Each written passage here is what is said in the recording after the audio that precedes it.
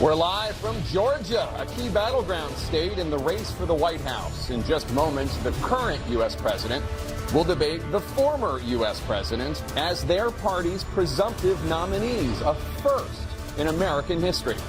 We want to welcome our viewers in the United States and around the world to our studios in Atlanta. This is the CNN presidential debate. This debate is being produced by CNN and is coming to you live on CNN, CNN International, CNN.com, CNN Max, and CNN Espanol. This is a pivotal moment between President Joe Biden and former President Donald Trump in their rematch for the nation's highest office. Each will make his case to the American people with just over 4 months until Election Day. Good evening, I'm Dana Bash, anchor of CNN's Inside Politics and co-anchor of State of the Union. I'm Jake Tapper, anchor of CNN's The Lead and co-anchor of State of the Union.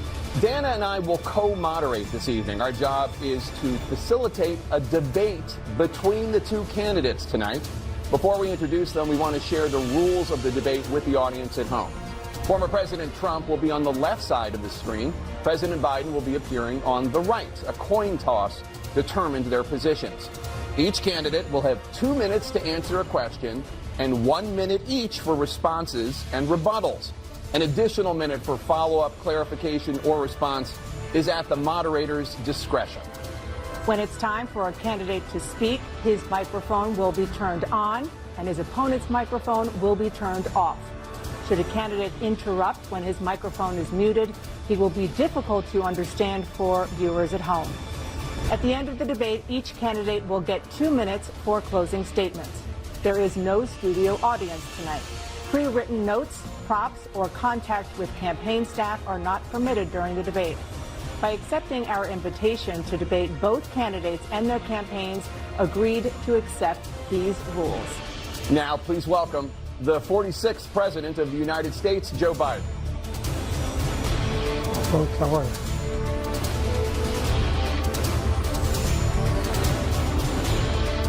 Great to be here. Thank you. And please welcome the 45th President of the United States, Donald Trump.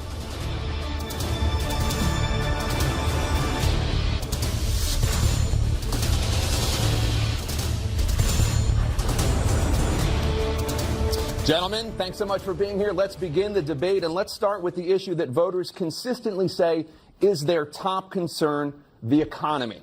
President Biden, inflation has slowed, but prices remain high. Since you took office, the price of essentials has increased. For example, a basket of groceries that cost $100 then now costs more than $120. And typical home prices have jumped more than 30%.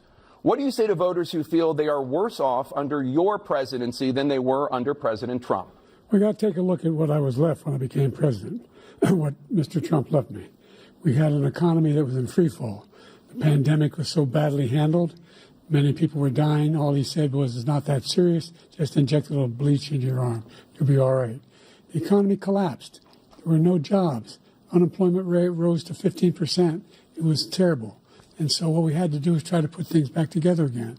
And that's exactly what we began to do. We created 15,000 new jobs. We brought out the position where we have 800,000 new manufacturing jobs. But there's more to be done. There's more to be done. Working class people are still in trouble. I come from Scranton, Pennsylvania. I come of a household where the kitchen table, if the things weren't able to be met during the month, it was a problem. Price of eggs, the price of gas, the price of housing, the price of a whole range of things. That's why I'm working so hard to make sure I deal with those problems. And we're going to make sure that we reduce the price of housing. We're going to make sure we build 2 million new units. We're going to make sure we cap rents so corporate greed can't take over. The combination, what I was left with in corporate greed, is the reason why we're in this problem right now. In addition to that, we're in a situation where if you take a look at all that was done in his administration, he didn't do much at all. By the time he left, things were in chaos, literally chaos. And so we put things back together. We created, I said, those jobs. We make sure we had a situation where we brought down the price of prescription drugs, which is a major issue for many people, to $15 for a insulin shot as opposed to $400. No senior has to pay more than $200 for any drug, all the drugs they can include beginning next year. in a situation and we're going to make that available to everybody, to all Americans. So we're working to bring down the price around the kitchen table, and that's what we're going to get done. Thank you. President Trump?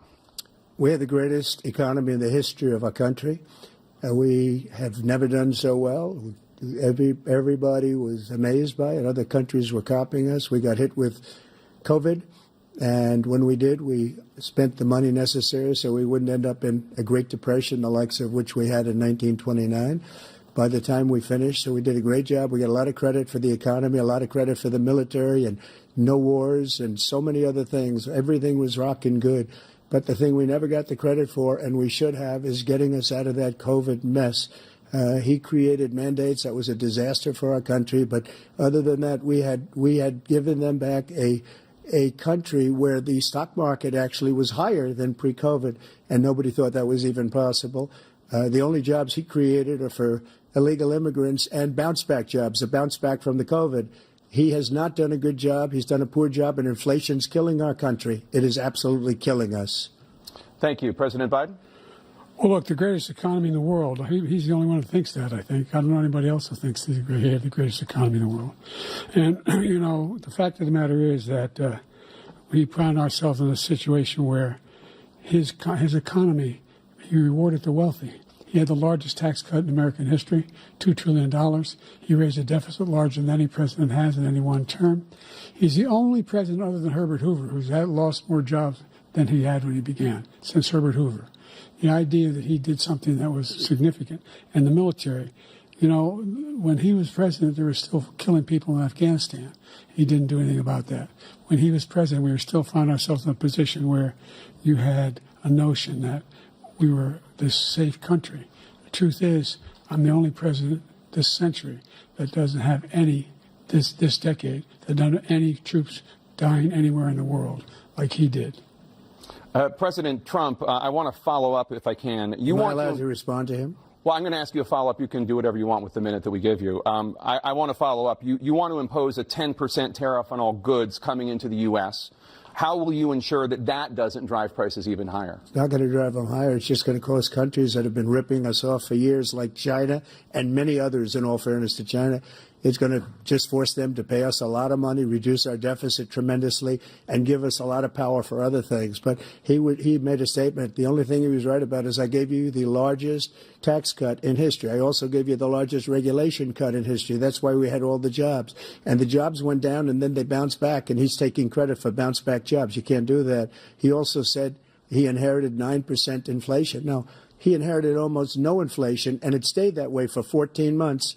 And then it blew up under his leadership because they spent money like a bunch of people that didn't know what they were doing. And they don't know what they were doing. It was the worst, probably the worst administration in history. There's never been. And as far as Afghanistan is concerned, I was getting out of Afghanistan, but we were getting out with dignity, with strength, with power. He got out. It was the most embarrassing day in the history of our country's life. President Trump, over the last 8 years, under both of your administrations, the national debt soared to record highs. And according to a new nonpartisan analysis, President Trump, your administration approved $8.4 trillion in new debt, while so far, President Biden, you've approved $4.3 trillion in new debt. So, former President Trump, many of the tax cuts that you signed into law are set to expire next year. You want to extend them and go even further, you say. With the U.S. facing trillion-dollar deficits and record debt, why should top earners and corporations pay even less in taxes than they do now? Because the tax cuts spurred the greatest economy that we've ever seen just prior to COVID. And even after COVID, it was so strong that we were able to get through COVID much better than just about any other country. But we spurred, that tax spurred. Now, when we cut the taxes, as an example, the corporate tax was cut down to 21% from 39%, plus beyond that. We took in more revenue with much less tax, and companies were bringing back trillions of dollars back into our country. The country was going like never before, and we were ready to start paying down debt. We were ready to start using the liquid gold right under our feet, the oil and gas right under our feet. We were going to have something that nobody else has had. We got hit with COVID. We did a lot to fix it. I gave him an unbelievable situation with all of the therapeutics and all of the things that we came up with. We gave him something great. Remember, more people died under his administration even though we had largely fixed it. More people died under his administration than our administration, and we were right in the middle of it, something which a lot of people don't like to talk about. But he had far more people dying in his administration. He did the mandate, which is a disaster, mandating it. The vaccine went out. He did a mandate on the vaccine, which is the thing that people most objected to about the vaccine. And he did a very poor job, just a very poor job. And I will tell you, not only poor there, but throughout the entire world, we're no longer respected as a country. They don't respect our leadership. They don't respect the United States anymore. We're like a third world nation between weaponization of his election, trying to go after his political opponent, all of the things he's done. We've become like a third world nation, and it's a shame. The damage he's done to our country. And I'd love to ask him, and will, why he allowed millions of people to come in here from prisons, jails, and mental institutions to come into our country and destroy our country. President Trump, we will get to immigration later in this block. President Biden, I want to give you an opportunity to respond to this question about the national debt. He had the largest national debt of any president in a 4-year period, number one. Number two, he got $2 trillion tax cut, benefited the very wealthy. What I'm going to do is fix the tax system. For example, we have 1,000 billionaires in America. And what's happening? They're in a situation where they, in fact, pay 8.2% in taxes. If they just paid 24%, 25%, either one of those numbers, they'd raise $500 billion, I should say, in a 10-year period. We'd be able to wipe out his debt. We'd be able to help make sure that all those things we need to do, child care, elder care, making sure that we continue to strengthen our health care system, making sure that we're able to make every single solitary person eligible for what I've been able to do with the with the COVID, with dealing with everything we have to do with, look, if we finally beat Medicare. Thank you, President Biden. President Trump? Well, he's right. He did beat Medicare. He beat it to death, and he's destroying Medicare because all of these people are coming in. They're putting them on Medicare. They're putting them on Social Security. They're going to destroy Social Security. This man is going to single-handedly destroy Social Security. These millions and millions of people coming in, they're trying to put them on Social Security. He will wipe out Social Security. He will wipe out Medicare. So he was right in the way he finished that sentence. And it's a shame. What's happened to our country in the last 4 years is not to be believed. Foreign countries, I'm friends with a lot of people, they cannot believe what happened to the United States of America. We're no longer respected. They don't like us. We give them everything they want, and they think we're stupid. They think we're very stupid people. What we're doing for other countries, and they do nothing for us. What this man has done is absolutely criminal. Thank you, President Trump. Dana? This is the first presidential election since the Supreme Court overturned Roe v. Wade. This morning, the court ruled on yet another abortion case, temporarily allowing emergency abortions to continue in Idaho, despite that state's restrictive ban. Former President Trump, you take credit for the decision to overturn Roe v. Wade, which returned the issue of abortion to the states. Correct. However, the federal government still plays a role in whether or not women have access to abortion pills. They're used in about 2/3 of all abortions. As president, would you block abortion medication? First of all, the Supreme Court just approved the abortion pill, and I agree with their decision to have done that, and I will not block it. And if you look at this whole question that you're asking, complex but not really complex. 51 years ago, you had Roe v. Wade, and everybody wanted to get it back to the states. Everybody, without exception. Democrats, Republicans, liberals, conservatives.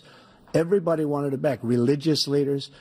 And what I did is I put 3 great Supreme Court justices on the court, and they happened to vote in favor of killing Roe v. Wade and moving it back to the states. This is something that everybody wanted. Now, 10 years ago or so, they started talking about how many weeks and how many this, getting into other things. But every legal scholar throughout the world, the most respected, wanted it brought back to the states. I did that. Now the states are working it out. If you look at Ohio, it was a decision that was an end result that was a little bit more liberal than you would have thought. Kansas, I would say the same thing.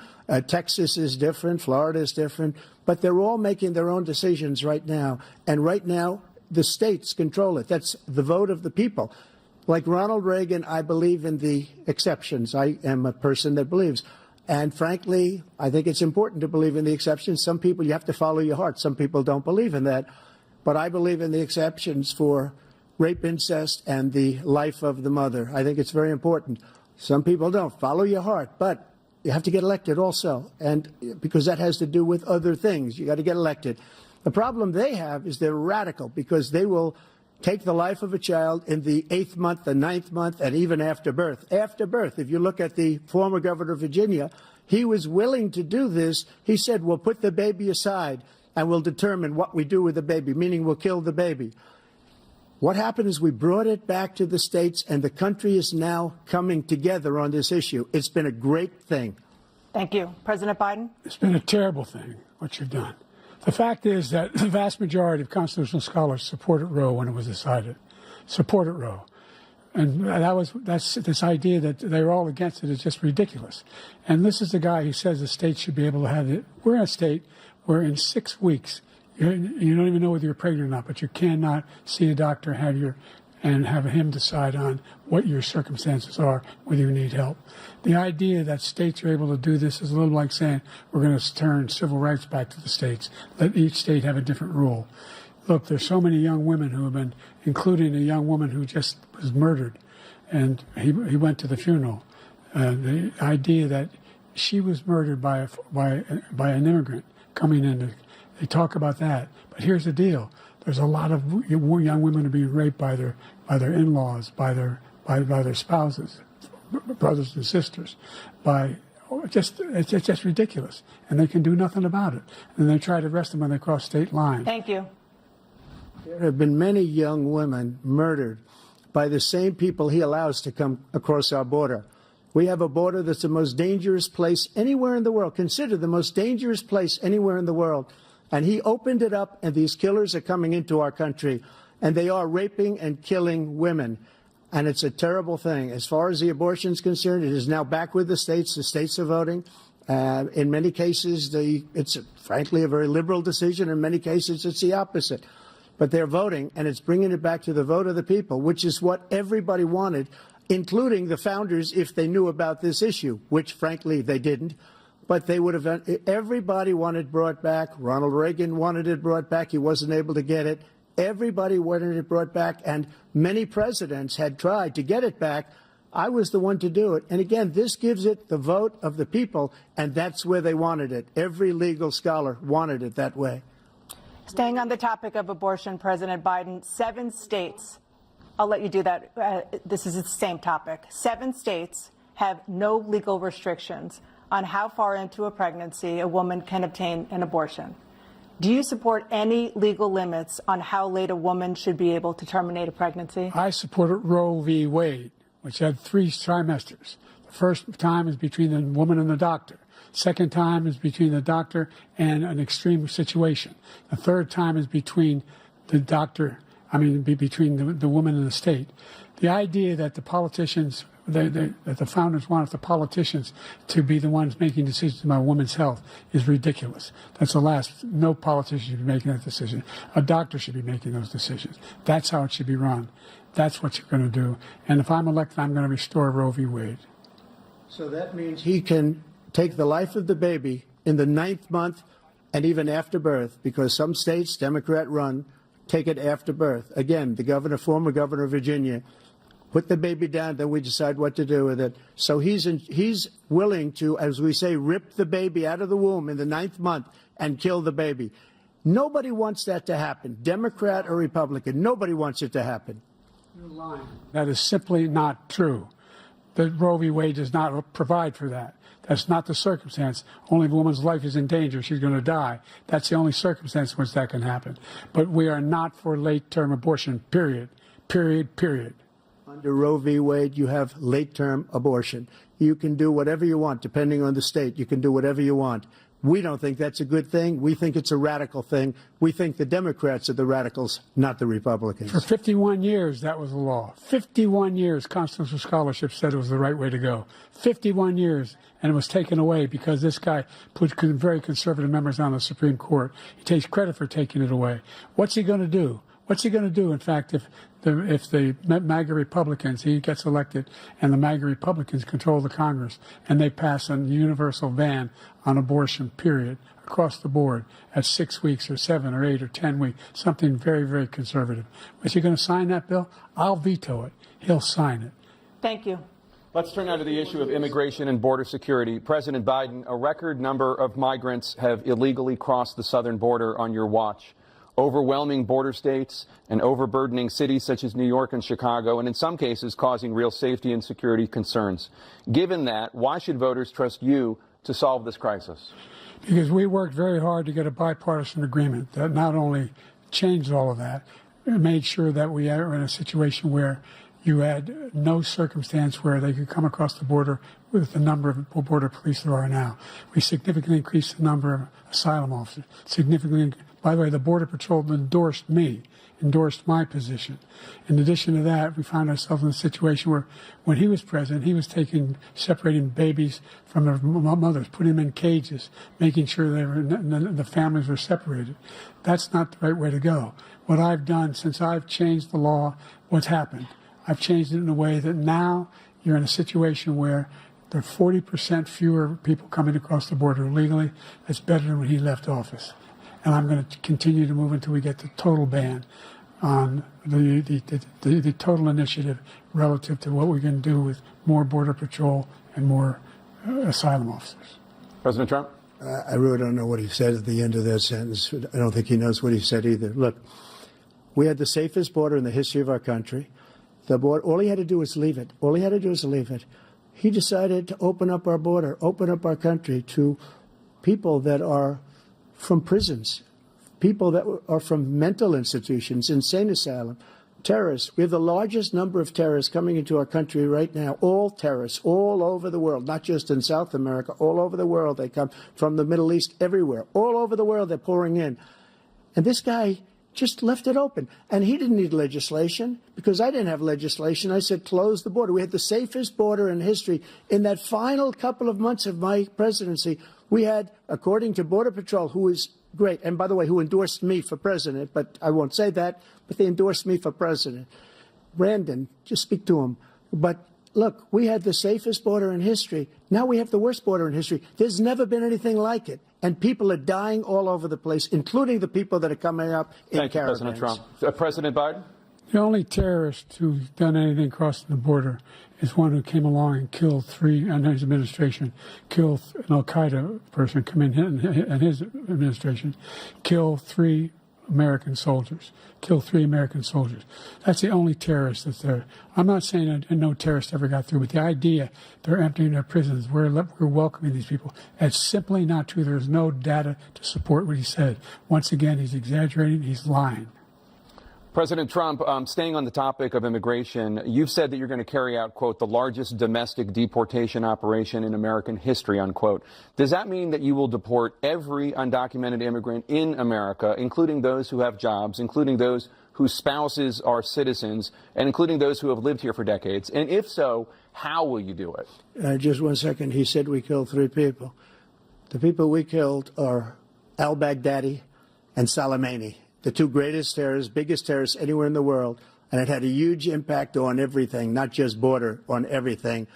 He's the one that killed people with the bad water, including hundreds of thousands of people dying, and also killing our citizens when they come in.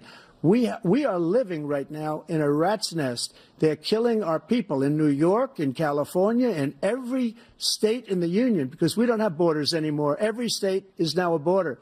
And because of his ridiculous, insane, and very stupid policies, people are coming in and they're killing our citizens at a level that we've never seen. We call it migrant crime. I call it Biden migrant crime. They're killing our citizens at a level that we've never seen before. And you're reading it like these 3 incredible young girls over the last few days. One of them, I just spoke to the mother, and he just had the funeral for this girl, 12 years old. This is horrible what's taken place. What's taken place in our country, we're literally an uncivilized country now. He doesn't want it to be. He just doesn't know. He opened the borders. Nobody's ever seen anything like. And we have to get a lot of these people out, and we have to get them out fast because they're going to destroy our country. Just take a look at where they're living. They're living in luxury hotels in New York City and other places. Our veterans are on the street. They're dying because he doesn't care about our veterans. He doesn't care. He doesn't like the military at all, and he doesn't care about our veterans. Nobody been worse. I had the highest approval rating for veterans taking care of the VA. He has the worst. He's gotten rid of all the things that I approved, choice that I got through Congress, all of the different things I approved, they abandoned. We had by far the highest, and now it's down in less than half because he's done all these great things that we did, and I think he did it just because I approved it, which is crazy.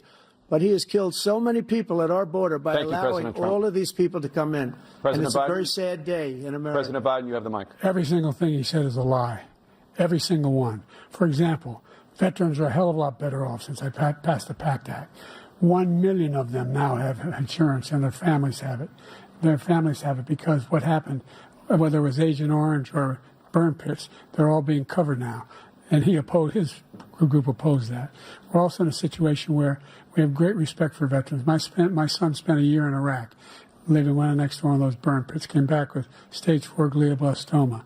I was recently in France for D-Day, and I spoke all about those heroes that died. I went to the World War II cemetery, World War I cemetery he refused to go to. He was standing with his 4-star general, and he told me, he said, I don't want to go in there because they're a bunch of losers and suckers. My son was not a loser, was not a sucker. You're the sucker. You're the loser. President Trump? First of all, that was a made-up quote, suckers and losers. They made it up. It was in a third-rate magazine that's failing, like many of these magazines. He made that up. He put it in commercials. We've notified him. We had 19 people that said I didn't say it. And think of this. Who would say I'm at a cemetery or I'm talking about our veterans? Because nobody's taken better care. I'm so glad this came up, and he brought it up. There's nobody that's taken better care of our soldiers than I have. To think that I would, in front of generals and others, say suckers and losers. We have 19 people that said it was never said by me. It was made up by him, just like Russia was made up, just like the 51 intelligence agents are made up, just like the new thing with the 16 economists are talking. It's the same thing. 51 intelligence agents said that the laptop was Russia disinformation. It wasn't. That came from his son, Hunter. It wasn't Russia disinformation. He made up the suckers and losers, so he should apologize to me right now. 4-star general standing to your side who was on your staff who said you said it, period. That's number one. And number two, the idea that I have to apologize to you for anything along the line. We've done more for veterans than any president has in American history. And they now are in their family. The only sacred obligation we have as a country is to care for our veterans when they come home and their families and equip them when they go to war. That's what we're doing. That's what the VA is doing now. They're doing more for veterans than ever before in our history. All right. Thank you so much. Let's move to the topic of foreign policy. I want to begin with Russia's war against Ukraine, which is now in its third year. Former President Trump, Russian President Vladimir Putin says he'll only end this war if Russia keeps the Ukrainian territory it has already claimed and Ukraine abandons its bid to join NATO.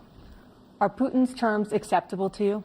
First of all, our veterans and our soldiers can't stand this guy.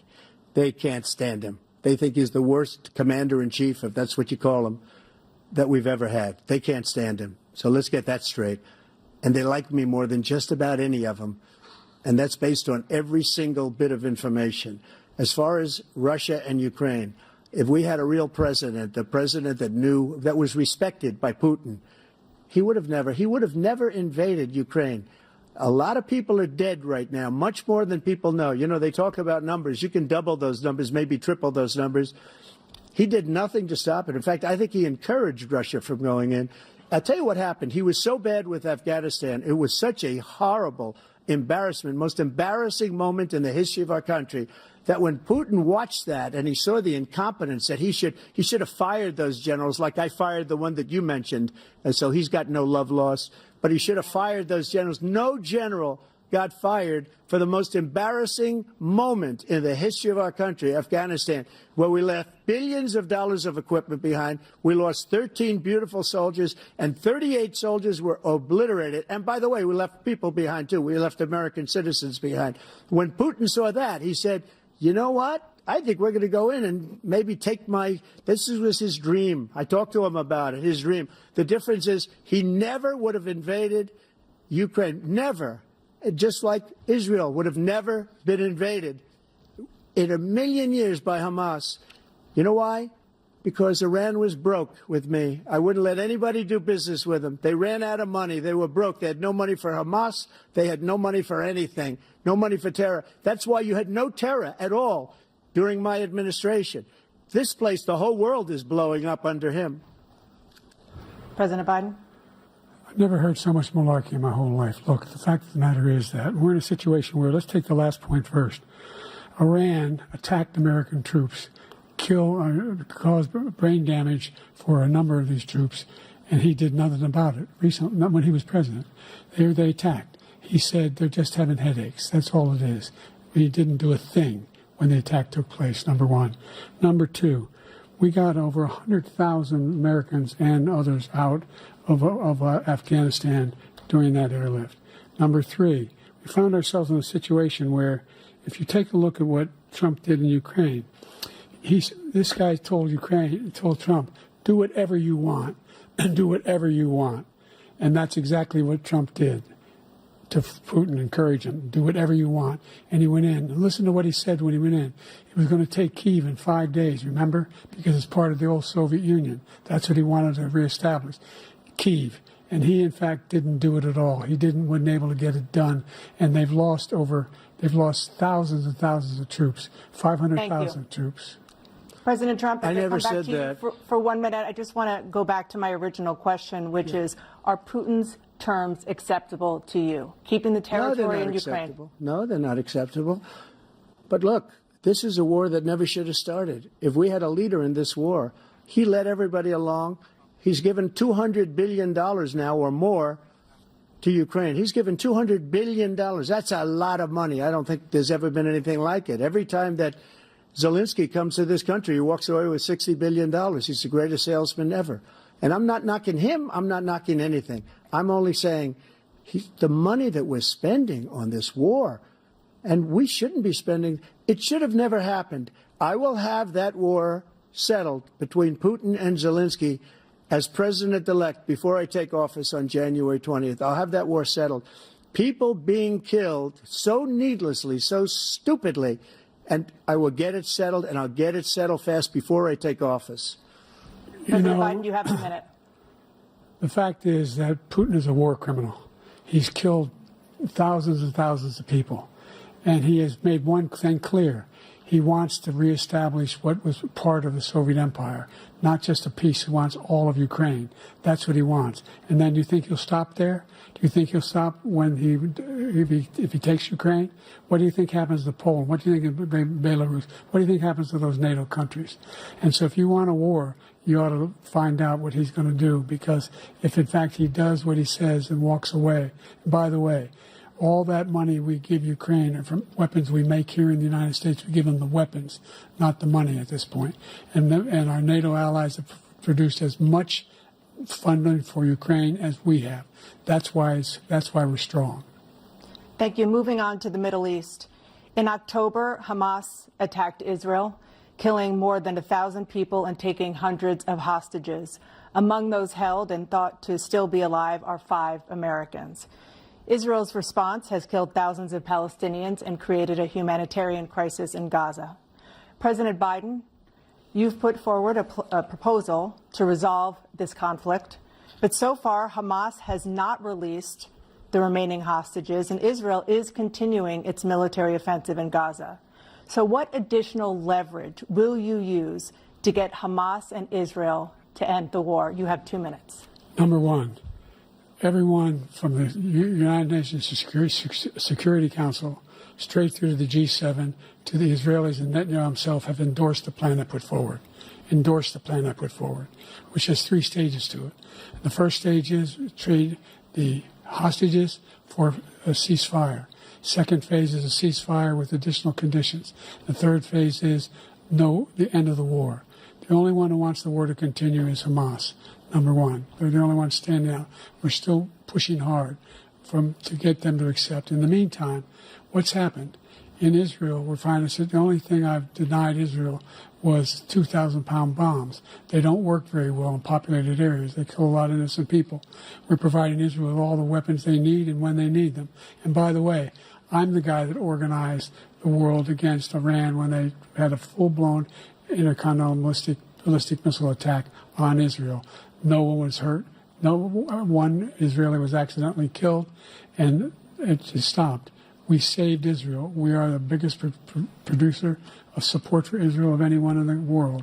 And so there are two different things. Hamas cannot be allowed to be continued. We continue to send our experts and our intelligence people as to how they can get Hamas like we did bin Laden. You don't have to do it. And by the way, they've been greatly weakened, Hamas, greatly weakened, and they should be. They should be eliminated. But you've got to be careful for using certain weapons among population centers. Just going back to Ukraine for 1 second. We have an ocean separating us. The European nations together have spent $100 billion, or maybe more than that, less than us. Why doesn't he call them and say, you got to put up your money like I did with NATO? I got them to put up hundreds of billions of dollars. The Secretary General of NATO said Trump did the most incredible job I've ever seen. They wouldn't have any. They were going out of business. We were spending almost 100% of the money was paid by us. He didn't do that. He's getting all. You got to ask these people to put up the money. We're over $100 billion more spent, and it has a bigger impact on them because of location, because we have an ocean in between. You got to ask them. As far as Israel and Hamas, Israel's the one that wants to go. He said the only one who wants to keep going is Hamas. Actually, Israel is the one, and you should let him go and let him finish the job. He doesn't want to do it. He's become like a Palestinian, but they don't like him because he's a very bad Palestinian. He's a weak one. President Biden, you have a minute. I've never heard so much foolishness. This is a guy who wants to get out of NATO. You're going to stay in NATO? He's going to pull out of NATO. The idea that our strength lies in our alliances as well. It may be a big ocean, but we're ever able to avoid a war in Europe, a major war in Europe? What happens if, in fact, you have Putin continue to go into NATO? We have an Article 5 agreement. Attack on one is attack on all. You want to start the nuclear war he keeps talking about, go ahead. Let Putin go in and control Ukraine and then move on to Poland and other places. See what happens then. He has no idea what the hell he's talking about. And by the way, I got 50 other nations around the world to support Ukraine, including Japan and South Korea, because they understand that this kind of dislocation has a serious threat to the whole world peace. No major war in Europe has ever been able to be contained just to Europe. President Trump, just to follow up, would you support the creation of an independent Palestinian state in order to achieve peace in the region? I'd have to see, but before we do that, the problem we have is that we spend all the money. So they kill us on trade. I made great trade deals with the European nations because if you add them up, they're about the same size economically. Their economy is about the same size as the United States. And they were no cars, they don't want anything that we have, but we're supposed to take their cars, their food, their everything, their agriculture. I changed that. But the big thing I changed is they don't want to pay. And the only reason that he can play games with NATO is because I got them to put up hundreds of billions of dollars. I said, and he's right about this, I said, no, I'm not going to support NATO if you don't pay. They asked me that question, would you guard us against Russia at a very secret meeting of the 28 states at that time, nations at that time? And they said, no, if you don't pay, I won't do that. And you know what happened? Billions and billions of dollars came flowing in the next day and the next months. But now we're in the same position. We're paying everybody's bills. Let's turn to the issue of democracy. Former President Trump, I want to ask you about January 6, 2021. After you rallied your supporters that day, some of them stormed the Capitol to stop the constitutionally mandated counting of electoral votes. As president, you swore an oath to, quote, preserve, protect, and defend, unquote, the Constitution. What do you say to voters who believe that you violated that oath through your actions and inaction on January 6th and worry that you'll do it again? Well, I don't think too many believe that. And let me tell you about January 6th. On January 6th, we had a great border. Nobody coming through, very few. On January 6th, we were energy independent. On January 6th, we had the lowest taxes ever. We had the lowest regulations ever. On January 6th, we were respected all over the world. All over the world, we were respected. And then he comes in, and we're now laughed at. We're like a bunch of stupid people. That what happened to the United States' reputation under this man's leadership is horrible, including weaponization, which I'm sure at some point you'll be talking about, where he goes after his political opponent because he can't beat him fair and square. You have 80 seconds left. My question was, what do you say to those voters who believe that you violated your constitutional oath through your actions and inaction on January 6, 2021, and worry that you'll do it again? Well, I didn't say that to anybody. I said peacefully and patriotically. And Nancy Pelosi, if you just watched the news from 2 days ago, on tape to her daughter, who's a documentary filmmaker, they say, but she's saying, oh, no, it's my responsibility. I was responsible for this.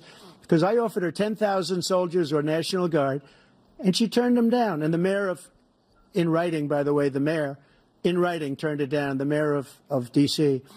They turned it down. I offered 10,000 because I could see, I had virtually nothing to do. They asked me to go make a speech. I could see what was happening. Everybody was saying they're going to be there on January 6th. They're going to be there. And I said, you know what? There's a lot of people coming. You could feel it. You could feel it, too, and you could feel it. And I said, they ought to have some National Guard or whatever. And I offered it to her. And she now admits that she turned it down. And it was the same day she was, I don't know, you can't be very happy with her daughter because it made her into a liar. She said, I take full responsibility for January 6th. President Biden? Look, he encouraged those folks to go up on Capitol Hill, number one. I sat in that dining room off the Oval Office. He sat there for 3 hours watching, begging, being begged by his vice president and a number of his colleagues on the Republican side as well to do something, to call for a stop, to end it. Instead, they talked about these people being patriots and great patrons of America. In fact, he says he'll now forgive them for what they've done. They've been convicted. He says he wants to commute their sentences and say that no. But he went to every single court in the nation. I don't know how many cases, scores of cases, including the Supreme Court. And they said, no, this guy is responsible for doing what was done. He did do a damn thing. And these people should be in jail. And they should be the ones who are being held accountable. And he wants to let them all out. And now he says if he loses again, such a whiner that he is, that it could be a bloodbath. Thank you, President Biden. President Trump? What they've done to some people that are so innocent, you ought to be ashamed of yourself. What you have done, how you've destroyed the lives of so many people.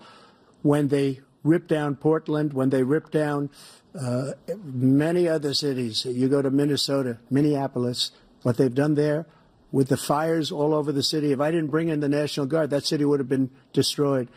When you look at all of they took over big chunks of Seattle. I was all set to bring in the National Guard. They heard that. They saw them coming, and they left immediately. What he said about this whole subject is so off. Peacefully patriotic. One other thing. The Unselect Committee, which is basically two horrible Republicans that are all gone now, out of office, and Democrats, all Democrats, they destroyed and deleted all of the information they found because they found out we were right. We were right. And they deleted and destroyed all of the information. They should go to jail for that. If a Republican did that, they'd go to jail. Thank you, President Trump. President Biden, I want to give you a minute. The only person on this stage is a convicted felon is the man I'm looking at right now. And the fact of the matter is, what he's telling you is simply not true. The fact is that there was no effort on his part to stop what was going on up on Capitol Hill. And all those people, every one of those who were convicted, just turned over desks, turned them over statues. The idea that those people are patriots? Come on. When I asked him the first two debates we had, first time around, I said, will you denounce the Proud Boys? He said, no, I'll tell them to stand by. The idea he's refusing, will you denounce these guys? We denounce the people we're talking about now? We denounce the people who attacked that Capitol? What are you going to do? I'm going to give you a minute, President Trump, for a follow-up question I have. after a jury convicted you of 34 felonies last month, you said if reelected, you would, quote, have every right to go after, unquote, your political opponents. You just talked about members of the Select Committee on January 6th going to jail.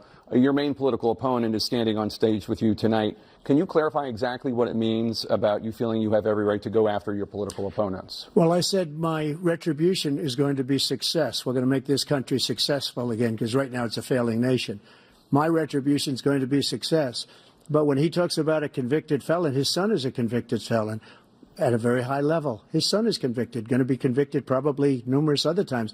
Should have been convicted before, but his Justice Department let the statute of limitations lapse on the most important things. But he could be a convicted felon as soon as he gets out of office. Joe could be a convicted felon with all of the things that he's done. He's done horrible things. All of the death caused at the border, telling the Ukrainian people that we're going to want $1 billion or you change the prosecutor. Otherwise, you're not getting $1 billion. If I ever said that, that's quid pro quo.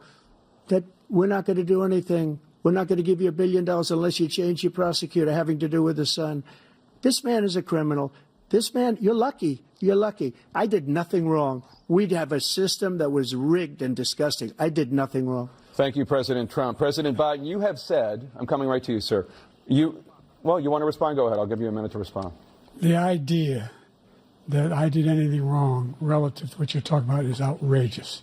It's simply a lie, number one. Number two, the idea that you have a right to seek retribution against any American just because you're president is wrong. It's simply wrong. No president's ever spoken like that before. No president in our history has spoken like that before. Number three, the crimes that you are still charged with, and think of all the civil penalties you have. How many billions of dollars do you owe in civil penalties for molesting a woman in public, for doing a whole range of things, of having sex with a porn star on the night while your wife was pregnant? I mean, what are you talking about? You have the morals of an alley cat. Do you have a minute, sir? I didn't have sex with a porn star, number one. Number two, that was a case that was started and moved. They moved a high-ranking official, a DOJ, into the Manhattan DA's office to start that case. That case is going to be appealed and won. We had a very terrible judge, a horrible judge, Democrat. The prosecutor were all high-ranking Democrats, appointed people, and both the civil and the criminal. He basically went after his political opponent because he thought it was going to damage me. But when the public found out about these cases, because they understand it better than he does, he has no idea what these cases are. But when they found out about these cases, you know what they did? My poll numbers went up, way up. You know that because you're reporting it. And we took in more money in the last 2 weeks than we've ever taken in the history of any campaign. I don't think any campaign has ever taken. Hundreds of millions of dollars came pouring in because the public knows it's a scam, and it's a guy that's after his political opponent because he can't win fair and square. Thank you, President Trump. President Biden, you have said, quote, Donald Trump and his MAGA Republicans are determined to destroy American democracy. Do you believe that the tens of millions of Americans who are likely to vote for President Trump will be voting against American democracy? The more they know about what he's done, yes. The more they know about what he's done. And there's a lot more coming. He's got a lot of cases down the road coming around. He's got a whole range of issues he has to face.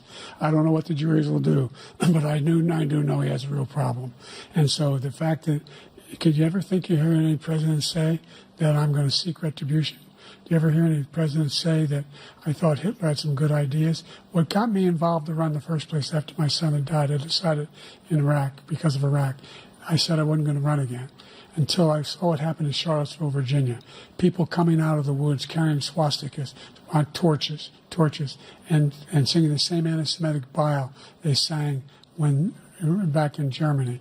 And the young woman got killed. They spoke to the mother, and they asked him. They said, "What do you think of those people?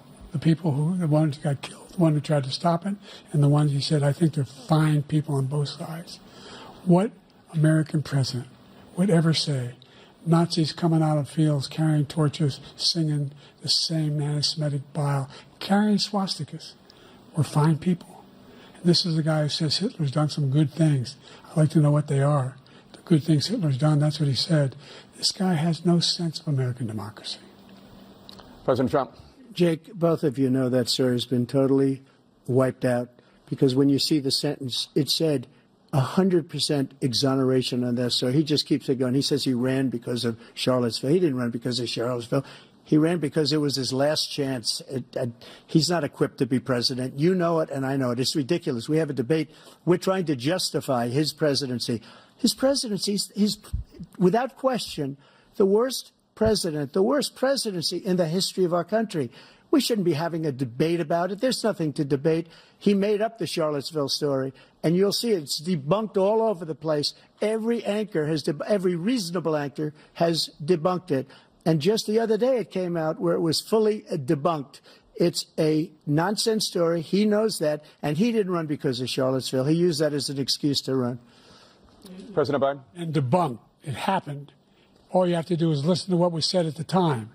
And the idea that somehow that's the only reason I ran because I was worried a guy like this guy could get elected. If he thought they were good people coming out of that forest, carrying those woods, carrying those torches, then he didn't deserve to be president. Didn't deserve to be president at all. And the idea that he's talking about all this being fabricated, we saw with our own eyes. We saw what happened on January 6th. We saw the people breaking through the windows. We saw people occupying his own vice president. Look, there's a reason why 40 of his 44 top cabinet officers refused to endorse him this time. His vice president hasn't endorsed him this time. So why? Why? They know him well. They serve with him. Why are they not endorsing him? Thank you, President Biden. We're going to be right back with more from the CNN presidential debate.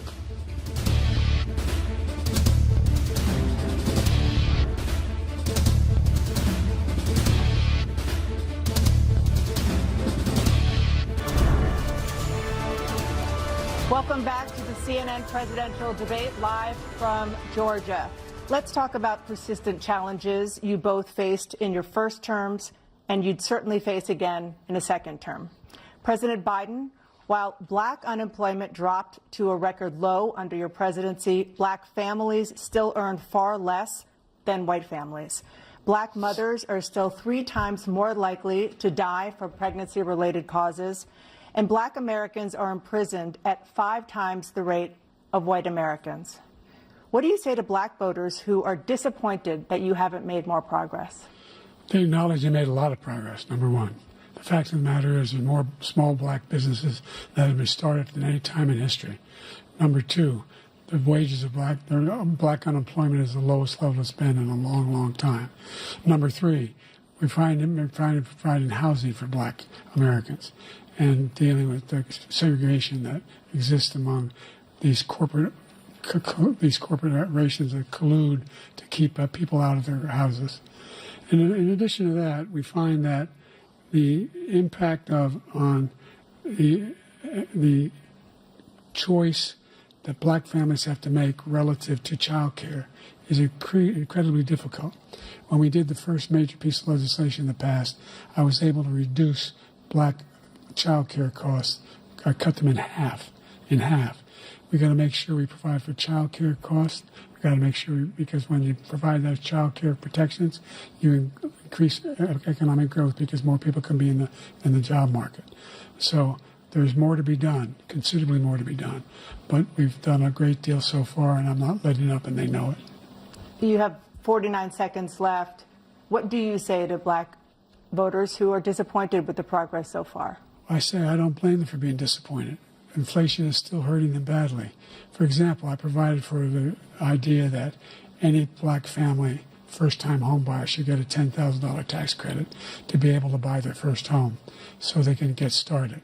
I made sure that we're in a situation where all those black families and those black individuals who provided had to take out student loans that were ballooning, that if they were engaged in nursing, doctor, and anything having to do with volunteerism, if they paid their bills for 10 years on their student debt, all the rest was forgiven after 10 years. Millions have benefited from that. And we're going to do a whole lot more for black families. Thank you, President Trump. And he caused the inflation. He's blaming inflation, and he's right, it's been very bad.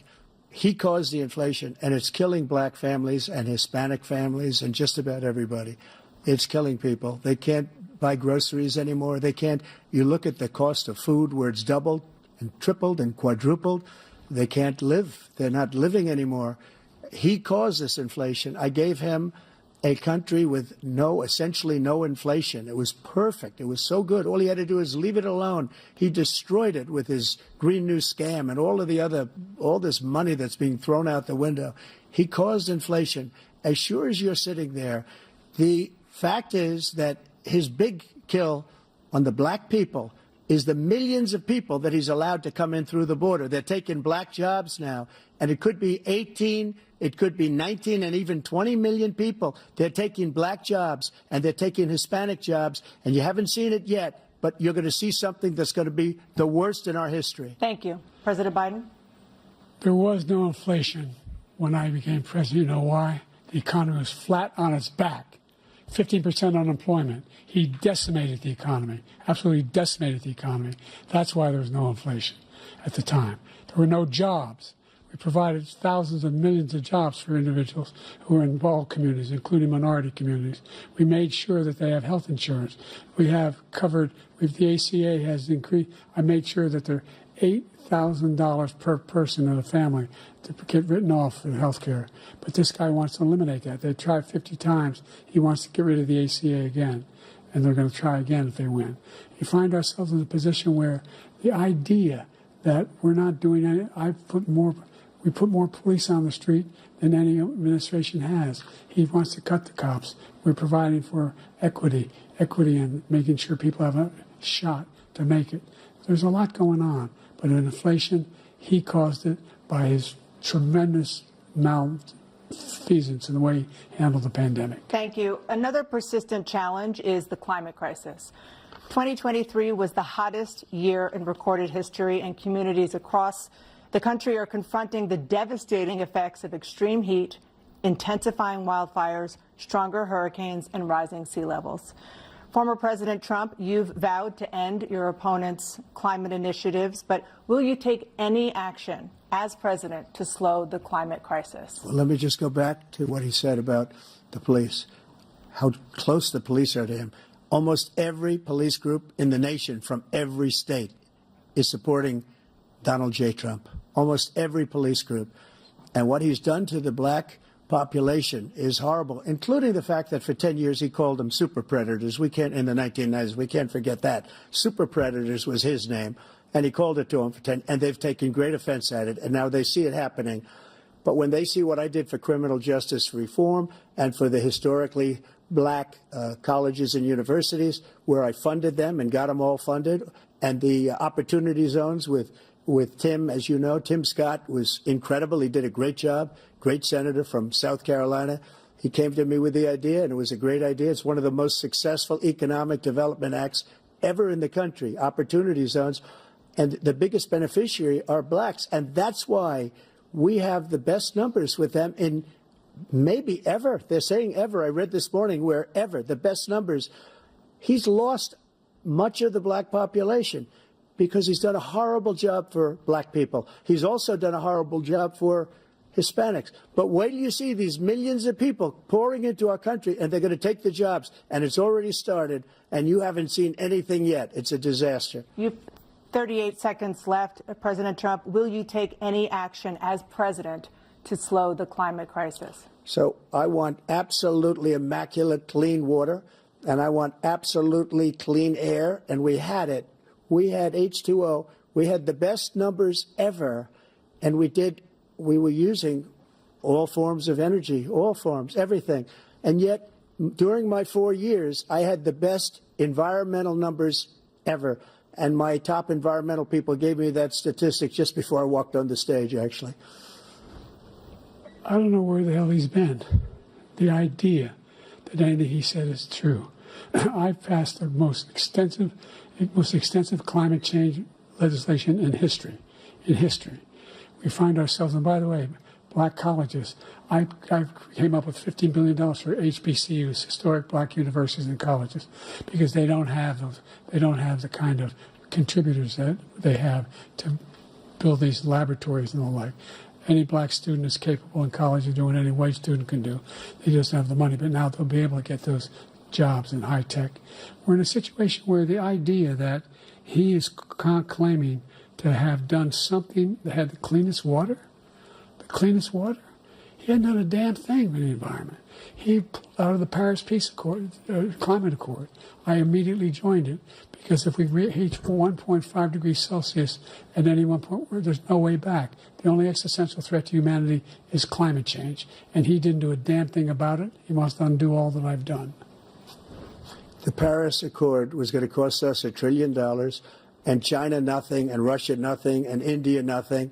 It was a ripoff of the United States. And I ended it because I didn't want to waste that money because they treat us horribly. We were the only ones. It was costing us money. Nobody else was paying into it. And it was a disaster. But everything that he said just now, I'll give you an example. I heard him say before insulin. I'm the one that got the insulin down for the seniors. I took care of the seniors. What he's doing is destroying all of our medical programs because the migrants coming in, they want everybody. And look, I have the biggest heart on the stage. I guarantee you that. And I want to take care of people. But we're destroying our country. They're taking over our schools, our hospitals, and they're going to be taking over Social Security. He is destroying Social Security, Medicare, and Medicaid. The idea is that we, in fact, we were the only ones of consequence who were not members of the Paris Accord. How can we do anything if we're not able to, the United States can't get its under control? One of the largest polluters in the world, number one. We're making significant progress. By 2035, we will have cut pollution in half. We have made significant progress, and we're continuing to make progress. We set up a climate corps for thousands of young people who will learn how to deal with climate, just like the Peace Corps. And we're moving in directions that are going to significantly change the elements of cause of pollution. But the idea that he claims that he has the biggest heart up here and he's really concerned about pollution and about climate, I've not seen any indication of that. And by the way, with regard to prescription drugs, one company agreed that they would reduce the price to $35, which I was calling for, one, voluntarily. I made sure every company in the world, every pharmaceutical company, cannot have to pay. Thank you. And by the way, so every day, millions of Americans struggle just to make ends meet. For many older Americans, Social Security provides a critical lifeline. President Biden, if nothing is done to Social Security, seniors will see their benefits cut in just over 10 years. Will you name tonight one specific step that you're willing to take to keep Social Security solvent? yes, make the very wealthy begin to pay their fair share. Right now, everybody making under $170,000 pays 6% of their income, of their paycheck, every single time they get a paycheck from the time the first one they get when they're 18 years old. The idea that they're going to, I've been proposing that everybody, the millionaires pay 1%. 1%. So no one I would not raise the cost of Social Security for anybody under $400,000. After that, I began to make the wealthy begin to pay their fair share by increasing from 1% beyond to be able to guarantee the program for life. So you still have 82 seconds left. Are there any other measures that you think that would be able to help keep Social Security solvent, or is that one enough? Well, no, that one enough will keep it solvent. But the biggest thing I'll do if we defeat this man, because he wants to get rid of Social Security. He thinks there's plenty to cut in Social Security. He's wanting to cut Social Security and Medicare, both times. And and if you look at the program put forward by the House Republican caucus that I believe supports, is in fact want to cut it as well. The idea that we don't need to protect our seniors is ridiculous. And by the way, the American public has greater health care coverage today than ever before. And on the ACA, as I said, you're in a circumstance where 400,000 people, 40 million people would not have insurance because they have a pre-existing condition. The only thing that allows them to have that insurance is the fact that they, in fact, are part of the ACA. And by the way, the other thing is, we're in a situation where I talk about education for black communities. I've raised the amount of money for Pell Grants by another $8,000. So anybody making under $70,000 a year is going to be able to get $15,000 toward their tuition. He just doesn't know what he's talking about. Thank you, President Biden. President Trump. So I've dealt with politicians all my life. I've been on this side of the equation for the last 8 years. I've never seen anybody lie like this guy. He lies. I've never seen it. He can look you in the face. So about so many other things, too. And we mentioned the laptop. We mentioned Russia, Ukraine. Everything he does is a lie. It's misinformation and disinformation. The losers and suckers story that he made up is a total lie on the military. It's a disgrace. But Social Security, he's destroying it because millions of people are pouring into our country, and they're putting them onto Social Security. They're putting them onto Medicare, Medicaid. They're putting them in our hospitals. They're taking the place of our citizens. What they're doing to the VA, to our veterans, is unbelievable. Our veterans are living in the street, and these people are living in luxury hotels. He doesn't know what he's doing, and it's really coming back. I've never seen such anger in our country before. President Biden? The idea that veterans are not being taken care of, I told you before. And by the way, when I said suckers and losers, he acknowledged after that he fired that general. That general got fired because he's the one that acknowledged that that's what he said. He was the one standing with Trump when he said it, number one. Number two, the idea that we're going to be in a situation where all these millions and millions, the way he talks about it, illegal aliens are coming into the country and taking away our jobs. There's a reason why we have the fastest growing economy in the world, the reason why we have the most successful economy in the world. We're doing better than any other nation in the world. And by the way, those 15 Nobel laureates he talked about being phony, those 15 Nobel laureates, economists, they all said that if Trump is reelected, we're likely to have a recession and inflation is going to increasingly go up. And by the way, worst president in history, 159 presidential scholars voted him the worst president in the history of the United States of America. President Biden, thank you so much. Let's turn to the cost of child care, which many American families struggle to afford. President Trump, both you and President Biden have tried to address this issue, but the average cost of child care in this country has risen to more than $11,000 a year per child. For many families, the cost of child care for 2 children is more than their rent. In your second term, what would you do to make child care more affordable? Just to go back, the general got fired because he was no good.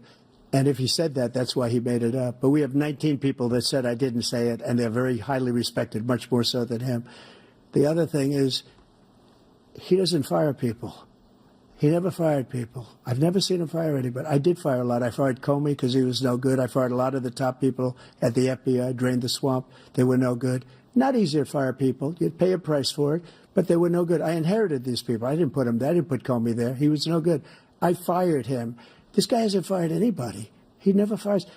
He should have fired every military man that was involved with that the Afghanistan horror show, the most embarrassing moment in the history of our country. He didn't fire. Did you fire anybody? Did you fire anybody that's on the border, that's allowed us to have the worst border in the history of the world? Did anybody get fired for allowing 18 million people, many from prisons, many from mental institutions? Did you fire anybody that allowed our country to be destroyed?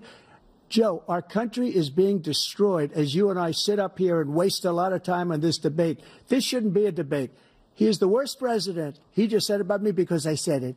But look, he's the worst president in the history of our country. He's destroyed our country. Now all of a sudden he's trying to get a little tough on the border. He came out with a nothing deal, and it reduced it a little bit, like this much. It's insignificant. He wants open borders. He wants our country to either be destroyed or he wants to pick up those people as voters. And I don't think we just can't let it happen. If he wins this election, our country doesn't have a chance, not even a chance, of coming out of this rut. We probably won't have a country left anymore. That's how bad it is. He is the worst in history by far. Thank you, President Trump. President Biden? We're the most admired country in the world. We're the United States of America. There's nothing beyond our capacity. We have the finest military in the history of the world, the finest in the history of the world. No one thinks we're weak. No one wants to screw around with us. Nobody, number one. Number two, the idea that we're talking about worst presidents. I wasn't joking. Look it up or go online. 159 or 58, don't hold me the exact number, presidential historians, they've had meetings and they voted who's the worst president in American history. One through best to worst. They said he was the worst in all of American history. That's a fact. That's not conjecture. He can argue they're wrong, but that's what they voted. The idea that he is doing anything to deal with child care He did for virtually nothing to child care. We should significantly increase the child care tax credit. We should significantly increase the availability of women and men or single parents to be able to go back to work.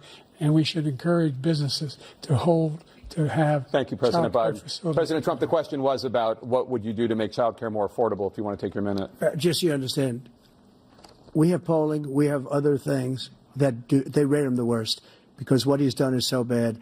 And they rate me, I'll show you, I will show you, and they rate me one of the best, okay? And if I'm given another 4 years, I will be the best. I think I'll be the best. Nobody's ever created an economy like us. Nobody ever cut taxes like us. He's the only one I know. He wants to raise your taxes by 4 times. He wants to raise everybody's taxes by 4 times. He wants the Trump tax cuts to expire. So everybody, including the two of you, are going to pay 4 to 5 times. Nobody ever heard of this before. All my life, I'd grow up and I'd see politicians talking about cutting taxes. When we cut taxes, as I said, we did more business. Apple and all these companies, they were bringing money back into our country. The worst president in history by far, and everybody knows it. President Biden? Look, the fact of the matter is that he's dead wrong about, he's increased the tariff, he will increase the taxes on middle-class people. I said I'd never raise a tax on anybody making less than $400,000. I didn't. But this tariff is 10% tariffs. Everything coming in the country, you know what the economists say? That's going to cost the average American $2,500 a year more because they're going to have to pay the difference in food and all the things that are very important. Number two, he's in a situation where he talks about how he has not raised, he somehow helped the middle class. Middle class have been devastated by you. Now you want a new tax cut of $5 trillion over the next 10 years, which is going to fundamentally bankrupt the country. You had the largest deficit of any president in American history, number one. Number two, you have not, in fact, made any contact, any progress with China. We are the lowest trade deficit with China since 2010. Thank you, President Biden. You lost Thank you, President Biden. Let's discuss an epidemic impacting millions of Americans that both of you have made a top priority in your first term, the opioid crisis. And for both of you, the number of overdose deaths in this country has gone up. Under your term, it went up. Under your term, it has gone up. Former President Trump, despite the efforts that both of you have made, more than 100,000 Americans are dying from overdoses every year, primarily from fentanyl and other opioids. What will you do to help Americans right now in the throes of addiction who are struggling to get the treatment they need? To finish up, we now have the largest deficit in the history of our country under this guy. We have the largest deficit with China. He gets paid by China. He's a Manchurian candidate. He gets money from China. So I think he's afraid to deal with them or something. But do you notice he never took out my tariffs because we bring in so much money with the tariffs that I imposed on China. He never took them away. He can't because it's too much money. It's tremendous. And we saved our steel industries, and there was more to come, but he hasn't done that. But he hasn't cut the tariffs because he can't, because it's too much money. But he's got the largest deficit in the history of our country, and he's got the worst situation with China. China's going to own us if you keep allowing them to do what they're doing to us as a country. They are killing us as a country, Joe, and you can't let that happen. You're destroying our country. So, President Trump, you have 67 seconds left. The question was, what are you going to do to help Americans in the throes of addiction right now who are struggling to get the treatment they need? Jake, we were doing very well at addiction until the COVID came along. We had the 2.5, almost 3 years of like nobody's ever had before, any country, in every way. And then we had to get tough. And it was the drugs pouring across the border it started to increase. We got great equipment. We bought the certain dog that's the most incredible thing that you've ever seen, the way they can spot it. We did a lot, and we were getting very low numbers, very, very low numbers. Then he came along. The numbers, have you seen the numbers now? It's not only the 18 million people that I believe is even low because the gotaways, they don't even talk about gotaways. But the numbers of the amount of drugs and human trafficking in women coming across our border, the worst thing I've ever seen, at numbers that nobody's ever seen under him because the border's so bad. But the number of drugs coming across our border now is the largest we've ever had by far. President Trump, thank you. President Biden? Fentanyl and the byproducts of fentanyl went down for a while. And I wanted to make sure we use the machinery that can detect fentanyl, these big machines that roll over everything that comes across the border. And it costs a lot of money. That was part of this deal we put together, this bipartisan deal. More fentanyl machines, more be able to detect drugs, more numbers of agents, more numbers of all the people at the border. And when we had that deal done, he called his Republican colleagues and said, "Don't do it. It's going to hurt me politically." No, he never argued it's not a good bill. It's a really good bill. We need those machines. We need those machines. And we're coming down very hard in every country in Asia in terms of precursors for fentanyl. And Mexico is working with us to make sure they don't have the technology to be able to put it together. That's what we have to do. We need those machines. Thank you, President Biden. President Trump, and again, the question is about Americans in the throes of addiction right now struggling to get the treatment they need. Well, this does pertain to it. He ended Remain in Mexico. He ended catch and release. I made it catch and release in Mexico, not catch and release here. We had so many things that we had done, hard negotiations with Mexico, and I got it all for nothing. It's just like when you have a hostage. We always pay $6 billion for a hostage. Every time we say it's a hostage. Now we have a hostage, a Wall Street Journal reporter, I think a good guy, and he's over there because Putin is laughing at this guy, probably asking for billions of dollars for the reporter. I will have him out very quickly as soon as I take office. Before I take office, I said by literally as soon as I win the election, I will have that reporter out. He should have had him out a long time ago, but Putin's probably asking for billions and billions of dollars because this guy pays it every time. We had 2 cases where we paid $6 billion for 5 people. I got 58 people out, and I paid essentially nothing. Thank you, President Trump. Dana?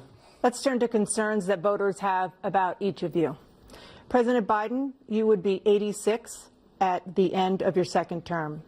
How do you address concerns about your capability to handle the toughest job in the world well into your 80s?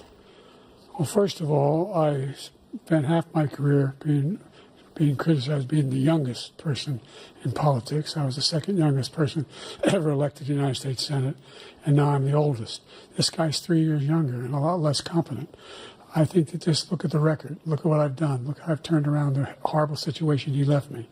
As I said, 15 million new jobs, 800,000 manufacturing jobs, more investment in America, over billions of dollars in private investment in enterprises that we are growing. By the way, we brought an awful lot of people. The whole idea of computer chips. We used to have 40% of the market. We invented those chips, and we lost it because he was sending people to find the cheapest jobs overseas and to bring home a product. So I went to South Korea. I convinced Samsung to invest billions of dollars here in the United States. And guess what? Those fabs, they call to build these chips, those fabs pay over $100,000. You don't need a college degree for them. And there's billions, about $40 billion already being invested and being built right now in the United States, creating significant jobs for Americans from all over the world. President Biden, you have 40 seconds left. Would you like to add anything? Yeah, I would. The idea that somehow we are this failing country. I never heard a president talk like this before. We're the envy of the world. Name me a single major country president who wouldn't trade places with the United States of America for all our problems and all our opportunities. We're the most progressive country in the world in getting things done. We're the strongest country in the world. We're a country in the world who keeps our word, and everybody trusts us, all of our allies, and those who he coddles up to, from Kim Jong-un, we sent love letters to, and Putin, etc. They don't want to screw around with us. Thank you. Former President Trump, to follow up, you would be 82 at the end of your second term. What do you say to voters who have concerns about your capabilities to serve? Well, I took 2 tests, cognitive tests. I aced them, both of them, as you know. We made it public. He took none. I'd like to see him take one, just one, a real easy one. Like go through the first 5 questions. He couldn't do it. But I took 2 cognitive tests. I took physical exams every year. And, you know, we knock on wood wherever we may have wood, that I'm in very good health. I just won 2 club championships, not even senior, 2 regular club championships. To do that, you have to be quite smart, and you have to be able to hit the ball a long way. and I do it. He doesn't do it. He can't hit a ball 50 yards. He challenged me to a golf match. He can't hit a ball 50 yards. I think I'm in very good shape. I feel that I'm as in good a shape as I was 25, 30 years ago. Actually, I'm probably a little bit lighter, but I'm in as good a shape as I was years ago. I feel very good. I feel the same. But I was willing to take a cognitive test. And you know what? If I didn't do well, I aced him. Dr. Ronnie Jackson, who's a great guy when he was White House doctor. And then I took another one, a similar one. And one of them said they'd never seen anybody ace him. Thank you. President Biden? You can see he is 6'5" and only 223 pounds, or 235 pounds. Never said it was 6'4". Well, you said 6'4", 200. Well, anyway, that's what you're. Anyway, just take a look at what he says he is, and take a look at what he is. Look, I'd be happy to have a driving contest with him. I got my handicap, which when I was vice president, down to a 6. But by the way, I told you before, I'm happy to play golf if you carry your own bag. Think you can do it? That's the biggest lie, that he's a 6 handicap of all. I was an 8 handicap. Yeah. 8. Never. But I had, you know how many? I've seen you swing. I know you swing. Let's not act like children. President Trump, we're going to 21 turn Let's not act like children. You to are a a child. specific concern that voters have about you. Will you pledge tonight that once all legal challenges have been exhausted, that you will accept the results of this election, regardless of who wins, and you will say right now that political violence in any form is unacceptable? Well, I shouldn't have to say that, but of course I believe that. It's totally unacceptable. And if you would see my statements that I made on Twitter at the time, and also my statement that I made in the Rose Garden, you would say it's one of the strongest statements you've ever seen. In addition to the speech I made in front of, I believe, the largest crowd I've ever spoken to, and I will tell you, nobody ever talks about that. They talk about a relatively small number of people that went to the Capitol, and in many cases were ushered in by the police. And as Nancy Pelosi said, it was her responsibility, not mine. She said that loud and clear. But the answer is, if the election is fair, free, and I want that more than anybody. And I'll tell you something. I wish he was a great president, because I wouldn't be here right now. I'd be at one of my many places enjoying myself. I wouldn't be under indictment because I wouldn't have been his political opponent, because he indicted me because I was his opponent. I wish he was a great president. I would rather have that. I wouldn't be here. I don't mind being here. But the only reason I'm here is he's so bad as a president that I'm going to make America great again. We're going to make America great again. We're a failing nation right now. We're a seriously failing nation. And we're a failing nation because of him. His policies are so bad. His military policies are insane. They're insane. These are wars that will never end with him. He will drive us into World War III, and we're closer to World War III than anybody can imagine. We are very, very close to World War III, and he's driving us there. And Kim Jong-un and President Xi of China, Kim Jong-un of North Korea, all of these, Putin, they don't respect him. They don't fear him. They have nothing going with this gentleman, and he's going to drive us into World War III. You want a World War III, let him follow and win, and let Putin say, do what you want, NATO. Just do what you want. There's a thing called Article 5. An attack on one is an attack on all, and required response. The idea, I can't think of a single major leader in the world who wouldn't trade places with the job I've done and what they've done. Because we're a powerful nation. We have wonderful people. It's because of the people, not me. It's because of the American people. They're capable of anything, and they step up when they're needed. And right now, we're needed. We're needed to protect the world because our own safety is at stake. And again, you want to have a war, just let Putin go ahead and take Kyiv, make sure they move on, see what happens in Poland, Hungary, and other places along that border. Then you have a war. President Trump, as I come back to you for a follow-up, the question was, will you accept the results of this election, regardless of who wins? Just to finish what he said, if I might, Russia, they took a lot of land from Bush. They took a lot of land from Obama and Biden. They took no land, nothing from Trump, nothing. He knew not to do it.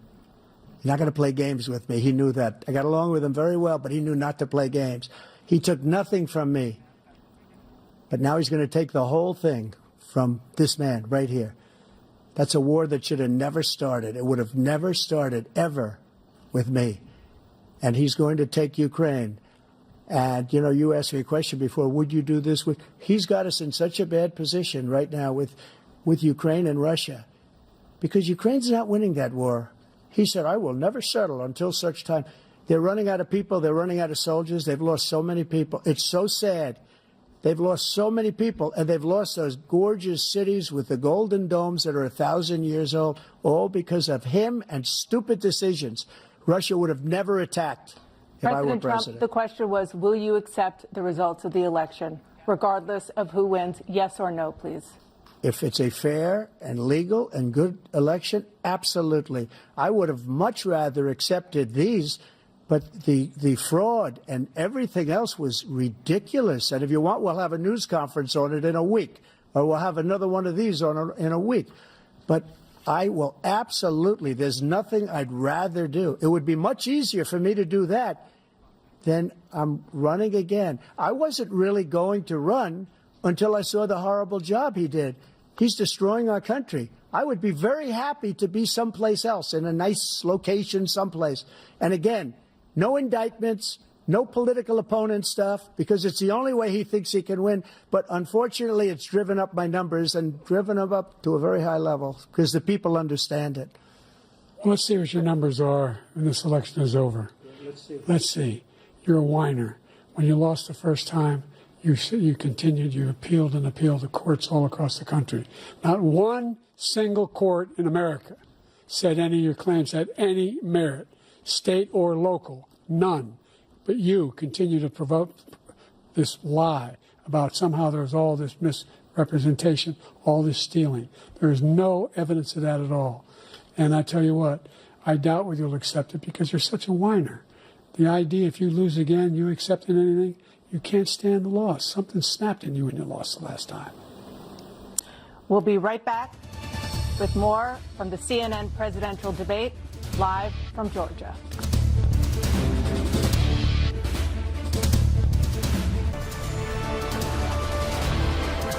It is now time for the candidates to deliver their closing statements as predetermined by a coin toss. We're going to begin with you, President Biden. You have 2 minutes. We've made significant progress from the debacle that was left by President Trump in his last term. We find ourselves in a situation where, number one, we have to make sure that we have a fair tax system. I ask anyone out there in the audience, or anyone out watching this debate, do you think the tax system is fair? The fact is that I said nobody even making under $400,000 had a single penny increase in their taxes, and will not. And if I'm reelected, that'll be the case again. But this guy has increased your taxes because of the deficit. Number one, he's increased inflation because of the debacle he left after the way he handled the pandemic. And he finds himself in a position where he now wants to tax you more by putting a 10% tariff on everything that comes into the United States of America. What I did, when, for example, he wants to get rid of the ability of Medicare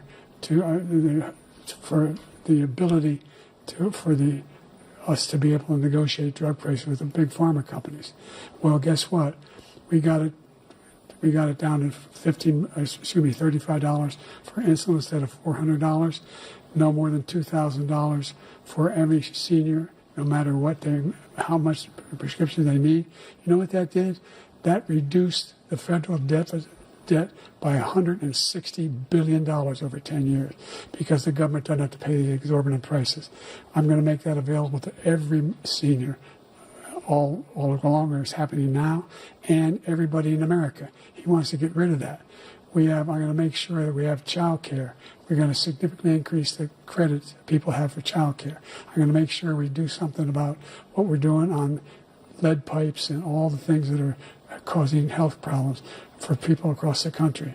We're going to continue to fight to bring down inflation and give people a break. Thank you, President Biden. President Trump, you now have 2 minutes for your closing statement. Like so many politicians, this man is just a complainer. He said, we want to do this, we want to do that, we want to get rid of this tax, that tax. But he doesn't do anything. All he does is make our country unsafe by allowing millions and millions of people to pour in. Our military doesn't respect him. We look like fools in Afghanistan. We didn't stop Israel. It was such a horrible thing that would have never happened. It should have never happened. Iran was broke. Anybody that did business with Iran, including China, they couldn't do business with the United States. They all passed. Iran was broke. They had no money for Hamas or Hezbollah, for terror, no money whatsoever. Again, Ukraine should have never happened. He talks about all this stuff, but he didn't do it. For 3.5 years, we're living in hell. We have the Palestinians and we have everybody else rioting all over the place. You talk about Charlottesville.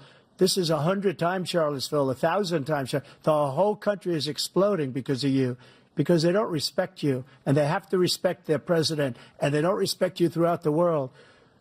What we did was incredible. We rebuilt the military. We got the largest tax cut in history, the largest regulation cut in history. The reason he's got jobs is because I cut the regulations that gave jobs, but he's putting a lot of those regulations back on. All of the things that we've done, nobody's never seen anything like. Even from a medical standpoint, right to try, where we can try space-age materials instead of going to Asia or going to Europe and trying to get when you're terminally ill. Now you can go and you can get something. You sign a document. They've been trying to get it for 42 years. But you know what we did for the military was incredible. Choice for our soldiers, where our soldiers, instead of waiting for 3 months to see a doctor, can go out and get themselves fixed up and readied up and take care of themselves, and they're living. And that's why I had the highest approval rating in the history of the VA. So all of these things, we're in a failing nation, but it's not going to be failing anymore. We're going to make it great again. Thank you, former President Trump, President Biden. Stay with us because we have full analysis of this debate. Anderson Cooper and Aaron Burnett starts now on CNN.